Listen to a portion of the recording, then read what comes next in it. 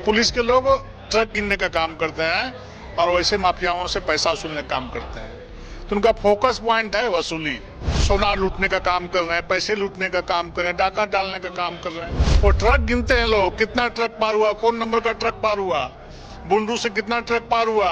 नाक के नीचे पेट्रोल पंप में दिन दहाड़े किस प्रकार से रिवाल्वर तान करके वहां पर डाका डाला जा रहा है। अपराधी अपने आप में मस्त है और बेखौफ होकर के विभिन्न प्रकार की घटनाएं। इस राज्य में पुलिस प्रशासन का जो व्यवस्था है बिल्कुल ढीला पड़ चुका है। उनका एजेंडा से सुरक्षा व्यवस्था बिल्कुल गायब हो चुका है। बालू का ट्रक रोक करके वसूली करना, कोयला का ट्रक को रोक करके वसूली करना। राजधानी रांची हो या झारखंड के अन्य जिले हो, सुरक्षा व्यवस्था पर सवाल लगातार प्रमुख विपक्षी पार्टी उठाती रही है।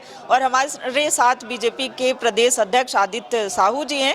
क्या कहते हैं, चूंकि जो राजधानी रांची में पेट्रोल पंप पर हुई लूट की वारदात और उसके बाद हजारीबाग के विष्णुगढ़ में हुई घटना को लेकर के क्या कहते हैं?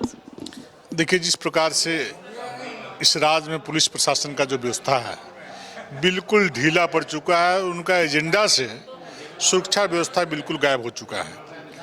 अपराधी अपने आप में मस्त है और बेखौफ होकर के विभिन्न प्रकार की घटनाएं, आपराधिक घटनाओं को अंजाम देने का काम कर रहे हैं। अब देखा कि आपने राजधानी के नाक के नीचे पेट्रोल पंप में दिन दहाड़े किस प्रकार से रिवाल्वर तान करके वहां पर डाका डाला जा रहा है और भय के माहौल बना करके उनसे पैसे छीने जा रहे हैं।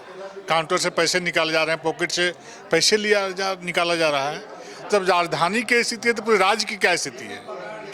आज अपराधी किसी के घर में घुस करके सोना लूटने का काम कर रहे हैं, पैसे लूटने का काम कर रहे हैं, डाका डालने का काम कर रहे हैं, दुकानों में घुस करके बंदूक के नोक पर पैसे छीनने का काम कर रहे हैं। यहाँ पर लॉ एंड ऑर्डर पहले से हम लोग बोलते हैं कि ध्वस्त हो चुका है। इसमें किसी का कोई नियंत्रण नहीं है। अब पुलिस प्रशासन का एक ही मकसद रह गया है कि झारखंड के गरीब जनता की गाड़ी कमाई को एन केन प्रकार लूटना और अपने तिजोरियों में भरना। हाल ही में पेट्रोलिंग गाड़ियां जो है सैकड़ों की संख्या में खरीदी गई थी, सभी जिलों में भेजे गए थे। अभी भी आप सायरन की आवाज़ जो है वो सड़कों पर सुनते होंगे, तो क्या लगता है कि वो कैसे कार्य कर रही हैं? नहीं, ये इनका मकसद नहीं लॉ एंड ऑर्डर। उनका मकसद है उस वैन के माध्यम से वसूली करना, बालू का ट्रक रोक करके वसूली करना, कोयला का ट्रक को रोक करके वसूली करना, कोयले के अवैध खनन करने वालों को मदद करना, कोयला माफियाओं के साथ साठगांठ करके उनको उसमें सहयोग करना, बालू के माफियाओं के साथ मिल बैठ करके सहयोग करना। आप देख ले सिल्ली से गाड़ियाँ चलती है, आप देख ले अनगढ़ा रांची पहुँचते पहुँचते कितनी पुलिस की गाड़ियाँ रास्ते में लगी रहती है।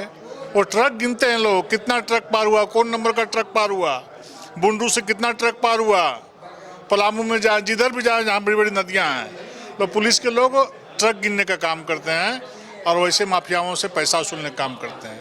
तो उनका फोकस पॉइंट है वसूली। उनका फोकस पॉइंट लोअर ऑर्डर आज के दिन में इस राज्य में नहीं रह गया है। अच्छा सर, चूंकि आप बीजेपी के नवनियुक्त प्रदेश अध्यक्ष में से हैं, राष्ट्रीय अध्यक्ष की घोषणा तो हो गई, उसके बाद संगठन का विस्तार का भी कार्य चल रहा है। कमेटी विस्तार के लिए झारखंड बीजेपी के ही कार्यकर्ता काफ़ी बेसब्री से इंतजार कर रहे हैं, कब तक सर हो जाए? बहुत जल्द आप लोग को टीवी में दिखेगा, बहुत जल्द, कि कार्यकर्ताओं के बीच में संगठन का विकेंद्रीकरण करने का काम किया, जिम्मेवारी देने का काम किया गया है और हमारे कार्यकर्ताओं को संगठन में जिम्मेवारी दी जाएगी। और कोई भी कार्यकर्ता घर में नहीं बैठेगा। बूथ स्तर से लेकर प्रदेश स्तर के एक कार्यकर्ता को हम सांगठनिक कार्य में लगाने वाले हैं और एक कार्यकर्ता कार्य करने का काम करेंगे। मुख्यमंत्री हेमंत सोरेन 28 तारीख को असम जा रहे हैं सर।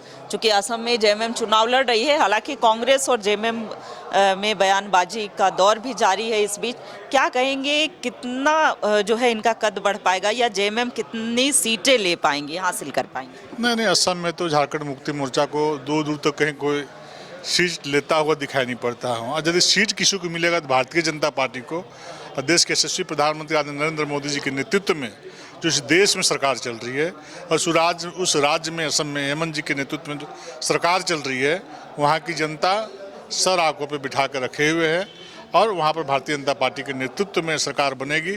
दूर दूर तक कोई दूसरे दल दिखाई नहीं पड़ेंगे। पश्चिम बंगाल में भी आपके कई नेता जो हैं वो लगे हुए हैं, झारखंड से भी कई नेताओं को जिम्मेवारी मिली है, क्या परिणाम देख पा रहे हैं आकलन कर? तो स्वाभाविक क्रिया है कि जब हमारे राज्य में चुनाव होता है तो दूसरे राज्य से लोग आते हैं, हमारे दूसरे राज्य में होता है तो हमारे कार्यकर्ता भी जाते हैं सहयोग करने के लिए। तो ये हमारे साथ बात कर रहे थे प्रदेश अध्यक्ष आदित्य साहू, और इन्होंने कई मुद्दों पर बात की है, कई मुद्दों पर बातें रखी हैं।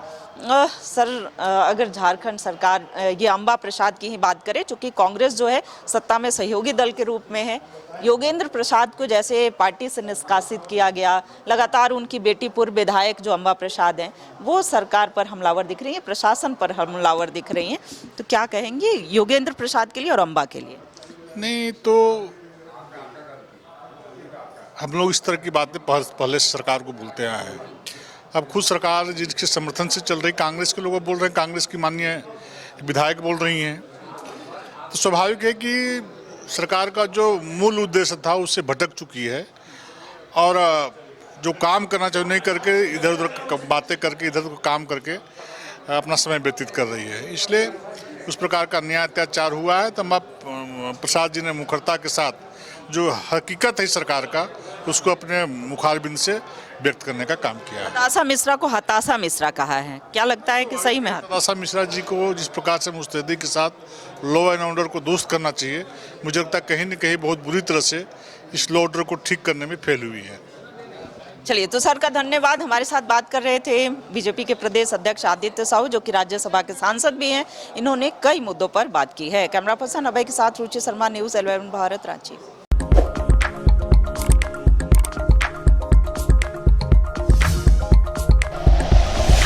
Like and share videos, subscribe करें हमारा चैनल और प्रेस करें बेल आइकॉन। न्यूज़ 11 भारत, सच है तो दिखेगा।